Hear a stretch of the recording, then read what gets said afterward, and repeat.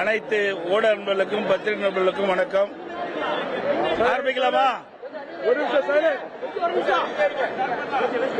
அனைத்து ஊடக நண்பர்களுக்கும் பத்திரிகை நண்பர்களுக்கும் வணக்கம்.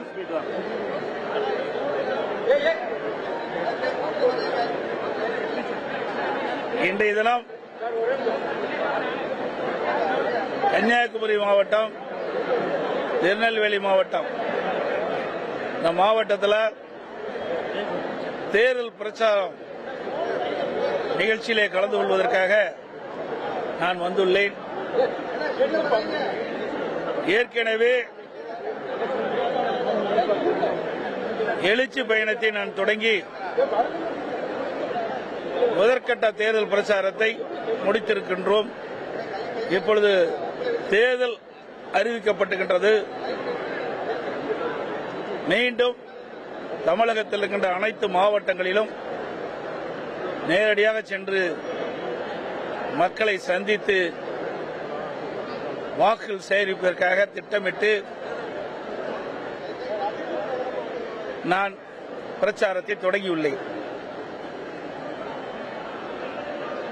14/12/2003 அன்று இந்திய வானிலை ஆய்வு மையம் 17/12/2023 முதல் தூத்துக்குடி, திருநெல்வேலி, தென்காசி மற்றும் கன்னியாகுமரி மாவட்டங்களில் கனமழை பெய்யும் என்று ரெட் அலர்ட் செய்யப்பட்டது. ஆனால் திராவிட முன்னேற்ற கழக அரசு சென்னையை போன்று மிக்ஜாம் புயல் தென் மாவட்டங்களில் கனமழை முன்னெச்சரிக்கை நடவடிக்கை எடுக்கவில்லை. எங்களுடைய ஆட்சியில் புயல் எச்சரிக்கை வந்தவுடன் வானிலை ஆய்வு மையம் தெரிவித்தவுடன் IAS அதிகாரிகள், சம்பந்தப்பட்ட அதிகாரிகள் அதை எதிர்கொள்வதற்காக நாம் நியமிக்கப்படுவோம். ஆனால் திராவிட முன்னேற்ற கழக ஆட்சியில் அப்படி எந்த முன்னெச்சரிக்கை நடவடிக்கையும் எடுக்கப்படவில்லை. அதனால் நான் குறிப்பிட்டுள்ள தூத்துக்குடி, திருநெல்வேலி, தென்காசி, கன்னியாகுமரி போன்ற மாவட்டங்கள் கனமழையால் பாதிக்கப்பட்டது.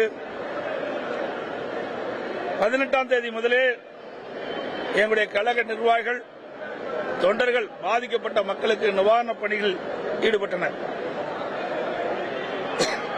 19/12/2023 அன்று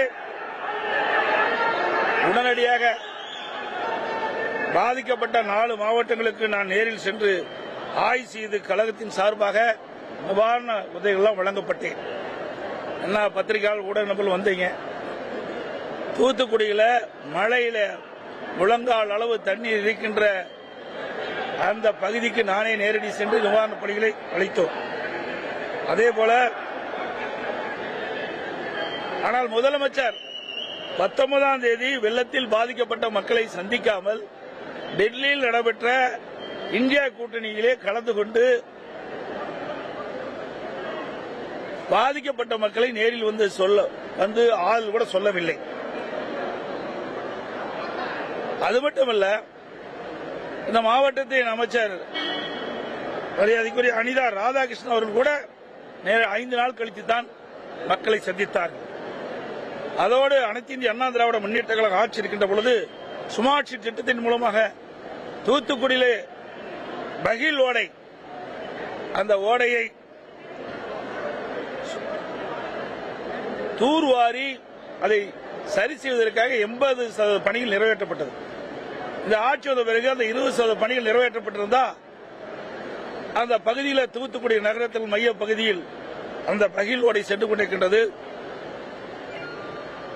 அந்த வெள்ளமெல்லாம் அந்த ஓடையின் வழியாக சென்று வடிந்திருக்கும். ஆனால் சரியான முறையிலே தூர் வாராத காரணத்தினாலே வெள்ளங்கள் எல்லாம் தூத்துக்குடி நகரத்திலே சூழ்ந்து கடுமையாக மக்கள் பாதிக்கப்பட்டார்கள் என்ற விவரம் முழுவதும் ஊடகங்களுக்கும் பத்திரிகைகளுக்கும் தெரியும்.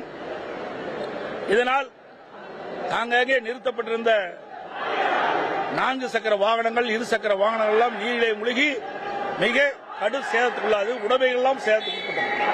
ஆகவே இப்படிப்பட்ட ஒரு சூழலில் கூட முதலமைச்சர் மக்களை சந்திக்காதது எந்த அளவுக்கு இந்த அரசு அலட்சியமாக இருந்தது என்பதை இந்த நேரத்தில் நினைவு கூற கடமைப்பட்டுகின்றேன்.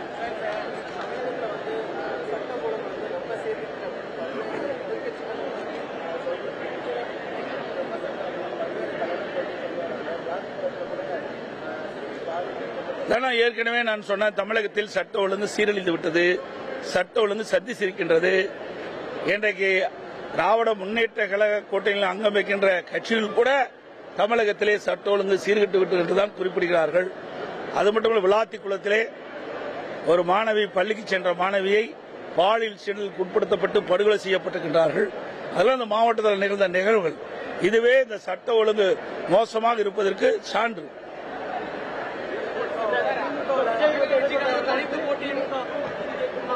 அவரு சொன்னா சொல்லிட்டு போறாரு, புதுசா தானே வந்திருக்காரு. தேர்தல் முடிஞ்சா தான் அவருடைய விவரம் தெரியும்.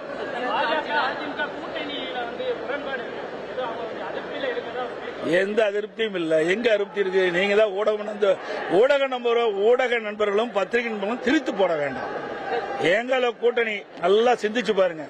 திராவிட முன்னேற்ற கழகம் கடந்த 23 நாட்களாக கூட்டணி பேச்சுவார்த்தை பேசிக்கொண்டே இருந்து 2 நாளைக்கு முந்தி தான் இறுதி செய்யப்பட்டது. காங்கிரசுக்கும் திமுகவுக்கும் கிட்டத்தட்ட ஒரு 18 நாட்கள் வார்த்தை போகும். பத்திரிகையில செய்தி, ஊடகத்தில் செய்தி. ஒரு காலகட்டத்தில் காங்கிரஸ் திமுக கூட்டணியிலிருந்து விலகிவிடுவோம் என்ற நிலைக்கெல்லாம் வந்து விட்டார்கள். ஆக காங்கிரஸ் தலைவர்களும் இந்த மாநில பொறுப்பாளர் போட்டவர்களும் அவர் பல்வேறு கருத்துக்களை குறிப்பிட்டார். அதற்கு எதிர்கருத்துக்களை திராவிட முன்னேற்ற கழகத்தில் இருக்கின்ற முக்கிய நிர்வாகிகள் குறிப்பிட்டார்கள். இதெல்லாம் பத்திரிகை ஊடகத்தில் வந்த செய்தி. அப்படித்தான் அங்க இருந்தது. அது மட்டும் இல்ல, திமுக கூட்டணியில் அங்கம் வைக்கின்ற கட்சிகள் கூட மன வருத்தத்தில் இருக்கிறாங்க. இன்னும் சொல்ல போனா, மறுமலர்ச்சி திராவிட முன்னேற்ற கழகம் அந்த முக்கிய தலைவர் பேச்சுவார்த்தை முடித்துவிட்டு வெளியிலே வருகின்ற பொழுது சிரித்துக் கொண்டே அழுது கொண்டே சிரிக்கிறேன்னு சொன்னார். அழுது கொண்டே சிரிக்கிறேன்னு சொன்னார். அப்படிப்பட்ட நிலைமை தான் அந்த கூட்டணியில் இருக்குது. எங்க கூட்டணி பொறுத்த வரைக்கும் நாங்க கூட்டணி பேச்சுவார்த்தை தலைமை கழகத்தில் எங்களுடைய கூட்டணி தலைவர்களை அழைத்து பேசினோம். பேசி முடிந்தனோம். அன்றைய தினமே எங்க கூட்டணியில் இருக்கின்ற ஒவ்வொரு கட்சிக்கும் எத்தனை இடங்கள் என்று அறிவிக்கப்பட்டது. அடுத்த நாள் தேர்தல் அறிவிப்பு வெளியிட்டோம். அதுக்கு அடுத்த நாள் முதல் பட்டியல் அதிமுக சார்பாக வேட்பாளர் பட்டியல் அறிவிக்கப்பட்டது. அப்புறம் ஒரு நாள் கழித்து 2வது வேட்பாளர் பட்டியல் அறிவிக்கப்பட்டது. இப்பொழுது இன்றைய தினம் 3வது வேட்பாளர் பட்டியல் அறிவிக்கப்பட்டு விட்டது. ஆக அனைத்து இந்திய அண்ணா திராவிட முன்னேற்ற கழகத்தை பொறுத்த வரைக்கும் எங்க கூட்டணியில எந்தவித ஒரு சிறு கடுகளவு கூட பிரச்சனை இல்லை என்பதை தெளிவுபடுத்துகிறது.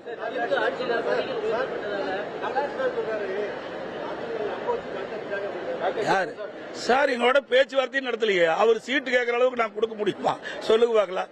இன்னும் சொல்ல போனா அது விவரமா சொல்லக்கூடாது என்று கருதுகிறேன்.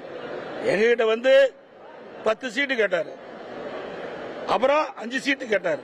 பேச்சுவார்த்தை நேரடியாக இல்லை, வேறொரு மூலம் சொன்னாரு எங்களால் இயலாதுன்ட்டு. அவ்வளவுதான். இதுல என்ன இருக்கு? போன தடவை எங்களோட கூட்டணியில் இல்லையே. 2021 சட்டமன்ற பொதுத் தேர்தல் கூட்டணியில் இல்ல. அது மட்டும் இல்ல, சொல்லக்கூடாது, சொல்ல வைக்கிறாரு. ஒவ்வொரு கூட்டணியில் கட்சி சேர்கின்ற பொழுது அந்தந்த கட்சியுடைய வாக்கு வங்கிக்கு தேவை மாதிரி தான் அந்த கட்சி பெற்ற வாக்கின் அடிப்படையில் தான் சீட்டு கொடுப்பாங்க.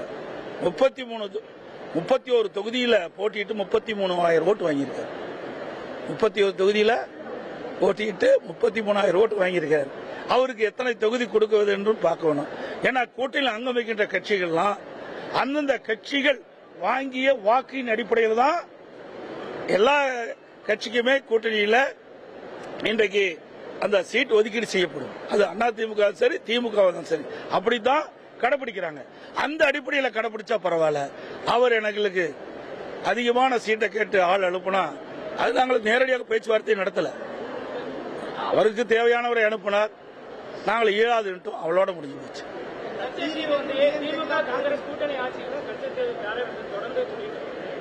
அது உண்மைதானே? அதாவதுங்க, இது உண்மை. அதாவது உண்மைதானே? அது கச்சத்தீவை யாருடைய ஆட்சியிலே போச்சு? மாநிலத்திலும் மத்தியிலும் யார் ஆட்சி இருந்தாங்க? தாரை வார்த்து கொடுக்கப்பட்டு விட்டு அதற்கு பிறகு 15 ஆண்டு காலம் மத்தியில் ஆட்சி அதிகாரத்தில் இருந்தது திமுக. அப்போதாவது கச்சத்தீவை மீட்டிருக்கலாம். நாங்கள் ஆட்சி அதிகாரத்தில் மத்தியில் இல்ல. இருந்தாலும் நாங்கள் தொடர்ந்து மத்திய அரசை வலியுறுத்திக் கொண்டிருக்கின்றோம். நம்முடைய மீனவருடைய நலன் கருதி கச்சத்தீவை மீட்டெடுக்க வேண்டும். இல்லாவிட்டால் நீண்ட கால குத்தகைக்காவது தற்காலிகமாக எடுக்க வேண்டும். இருந்தாலும் அனைத்து இந்திய அண்ணா திராவிட முன்னேற்ற கழகத்தை பொறுத்த வரைக்கும் இதயம் புரட்சித் தலைவி அம்மா இருக்கின்ற பொழுது உச்சநீதிமன்றத்தில் இது வழக்கு தொடர்ந்திருக்கிறோம். இதை மீட்டெடுப்பதற்காக. அனைத்து ஊடகங்களுக்கு நன்றி, வணக்கம்.